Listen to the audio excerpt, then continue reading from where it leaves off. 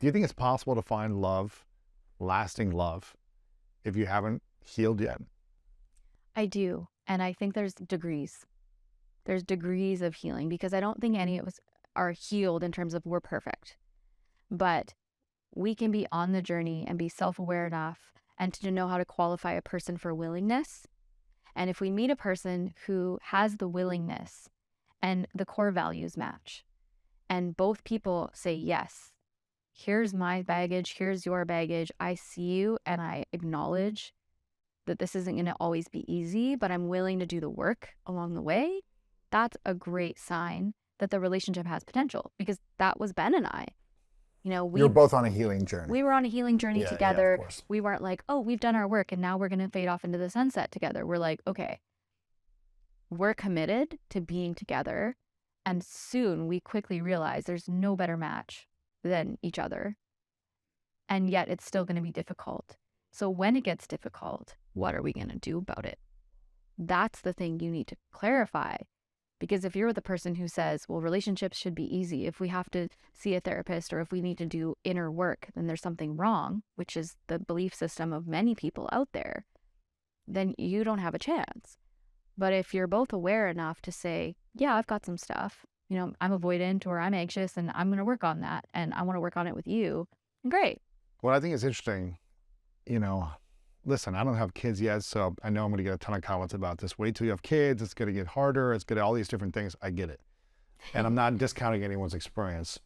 But my personal experience has been, if you're willing to do the work together up front and be willing to consistently work on yourself and together throughout the relationship, I believe the relationship should be easy or easier, because you're constantly you're putting an effort on growing individually and together.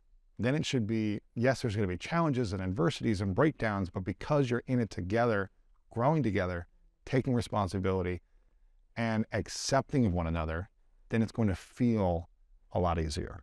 That's my experience. But I understand kids, this, I get it. People say this all the time.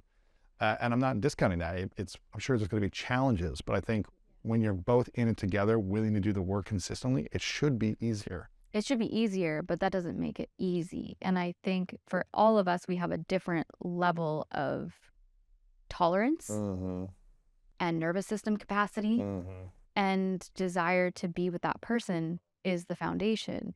So I have couples in my sphere who had deep attachment wounds, were clearly a perfect match for each other in every way, and yet their attachment wounds were so strong that the first 3 years of their relationship was just absolute chaos. But they had tools, they had therapy, they had somatic work, they had processes, and they just kept going because they loved each other. And they did get to the other side. And so I've seen both. And sometimes it just depends on your personality. If you're a really fiery person who's very expressive, and so is your partner, you know, this is Ben and I, there's going to be more outward conflict than the type of couple who's maybe more inward and avoidant or just non-confrontational in conflict. When you get two scrappers, even if they're doing the work, you know, when there's something coming up, it's going to look different than the other couple who's perhaps more muted in terms of their expression. Neither is right or wrong. It's just going to be different.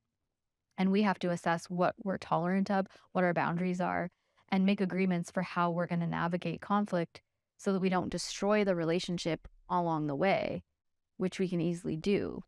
We have to say, okay, well, these are the boundaries. This is the agreements. And we have to lean in a little bit and honor our partner, even if it's hard, do some things that we maybe don't naturally do to create safety so that we can get there. I can't remember if it was the Gottman Institute that talked about, like, one of the number one factors of deciding if a relationship's going to work or not is how you fight together. Yeah. It's like how you argue or communicate when there is a disturbance, when there is a frustration, when there's a breakdown. It's how you have agreed to fight, essentially. And I think that could really hurt relationships more or hurt feelings more if you fight in an unfair way that's not agreed upon. Yeah. If we cross the line too much, if you're, oh, that's a little too abusive, that's a little too dismissive, that's not nice. We can disagree and argue, but you can still be kind. Yeah. You don't have to scream and yell and call names, because that doesn't feel good. Yeah, exactly. And that's often what happens is we continue to go down these pathways, these nervous system responses that we're used to. And even though we love our partners, we destroy the relationship, and then we can't repair because there's just too much damage done. And then we end up in the inner work. Why do you think people are so reactive when there is an emotional trigger, where for some people that trigger may not matter at all? They may have said, why are you so explosive? Why are you so reactive or so hurt over this little thing? When other people are, there's a button inside of their wound and it just like, they explode, they react. What will it take for people to overcome that? And why do they stay that reactive as adults? It's body memory from obviously early childhood, but sometimes not so obviously when we're teens or in our earlier years where, we've been deeply hurt or betrayed by somebody. And that button gets pushed, and that old familiar feeling and that story that I'm not loved or I'm not safe or I'm being taken advantage of or I'm going to be left alone or attacked, all of these stories, those get activated in the body memory. And so it's often an unconscious thing when we get triggered or activated in a relationship, all of a sudden we're blowing things out of proportion because the mind is saying you're not safe, defend or run, those two options. And those are nervous system patterns. And so we can't really think our way out of it.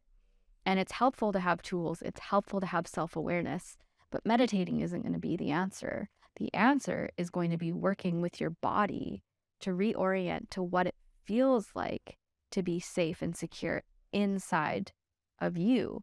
So I can be in relationship with you while being present with my own body. So we can have multiple relationships happening at once. My relationship with me, my relationship with you, the relationship we share together. There's this ability, once we have a regulated nervous system, to know the difference between my emotions and your emotions. And we don't have that when we're coming from that wounded inner child that gets very thrown off kilter anytime something is disturbed in the safety or, anything with the security is threatened, which can be as simple as, for some people, as their partner going out for dinner with their friends. Isn't that interesting? Or it could be such a threat for some people. It's like, you're going out too late, you're going with these guy friends, or I don't trust you going to this place. It's like such a threat for that.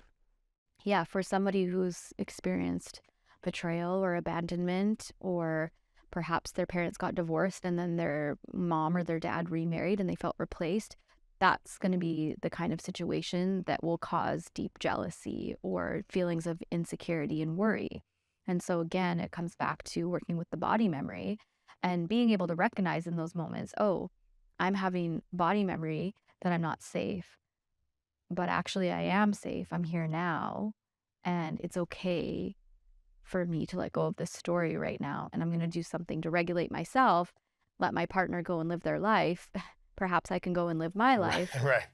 but that takes work for somebody who's experiencing anxious attachment. They'll more likely sit on the couch and stew and wait for their partner to come home and then create a fight than they would to think to call their own friend and go out and just have a good time. Not in a revenge way, but to just actually nourish themselves on a social level. Yes. Or do something that's important to them, like pursue one of their hobbies or get something done that's needed on their to-do list.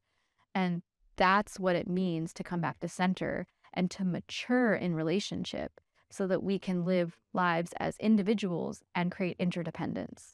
Thank you for watching this video. If you want more inspiring clips like this, make sure to click right here to subscribe and click right here to watch that next video that is specific to support you in your life.